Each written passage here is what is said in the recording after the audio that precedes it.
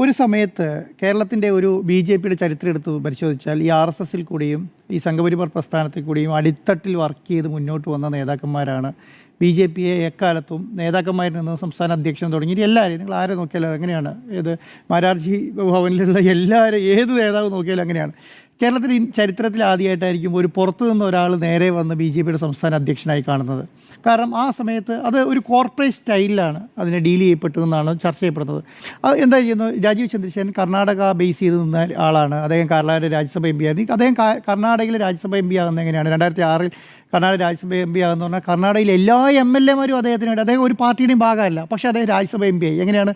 എല്ലാ എല്ലാ എം.എൽ.എമാരും അദ്ദേഹത്തിന് വോട്ട് ചെയ്ത് അദ്ദേഹത്തെ രാജ്യസഭ എം പി ആക്കി. ഈ കർണാടക, ആന്ധ്ര, തെലങ്കാന പോലെയുള്ള സംസ്ഥാനങ്ങളിൽ നിങ്ങൾ ഈ രാജ്യസഭ എം പിമാരെ കാണുന്നത് എങ്ങനെയായിരിക്കും? എല്ലാം പണം കൊടുത്ത് സീറ്റ് വാങ്ങി അദ്ദേഹത്തെ രാജ്യസഭ എം പി ആക്കി അവിടെ ഇരിക്കുക എന്നുള്ളതാണ്. അപ്പം അതുകൊണ്ട് അവിടെ ബി.ജെ.പി എന്നോ കോൺഗ്രസ് എന്നോ അല്ലെങ്കിൽ JDS എന്നോ JDU എന്നോ ഒന്നും ഉണ്ടായിരുന്നില്ല. എല്ലാവരും ഇദ്ദേഹത്തിന് വോട്ട് ചെയ്തു. അപ്പോൾ എല്ലാവരും ആവശ്യത്തിന് പൈസ കിട്ടിക്കഴിഞ്ഞപ്പോൾ അദ്ദേഹത്തെ രാജ്യസഭ എം പി ആക്കി എന്നുള്ളത്. അവിടുന്ന് അദ്ദേഹം അത് കഴിഞ്ഞിട്ട് ബി.ജെ.പിയുടെ നേതാവാകുന്നു, അത് കഴിഞ്ഞ് കേന്ദ്രമന്ത്രിയാകുന്നു, അദ്ദേഹം അത് കഴിഞ്ഞ് രാജ്യസഭ എം പി ആയി മാത്രം നിൽക്കുന്നു, അത് കഴിഞ്ഞ് അദ്ദേഹം കേരളത്തിലേക്ക് വരുന്നു എന്നുള്ളതാണ്.